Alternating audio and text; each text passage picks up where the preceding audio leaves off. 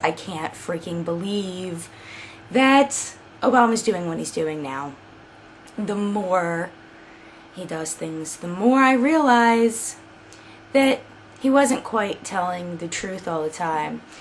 Like he said he was going to listen to people, and now he's not listening to the people. Okay, the teachers' unions are freaking out. Teachers everywhere are freaking out because this is a terrible idea. Bad idea.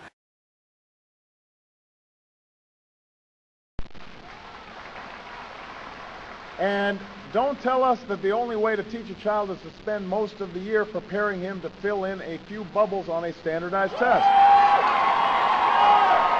And when our teachers succeed in making a real difference in our children's lives, we should reward them for it by finding new ways to increase teachers' pay across the board and to find ways to increase teachers' pay that are developed with teachers, not imposed on them. We can do this. From Prince George's County in Maryland to Denver, Colorado, we're seeing teachers and school boards coming together to design performance pay plans. So yes, we must give every teacher the tools they need to be successful. We also need to give every child the assurance that they'll have the teacher they need to be successful. And that means setting a firm standard, not based on a single high-stakes standardized test, but based on assessments developed with teachers and educators, so that teachers have confidence that they're being judged effectively based on their own the own tools that they've put together with their peers.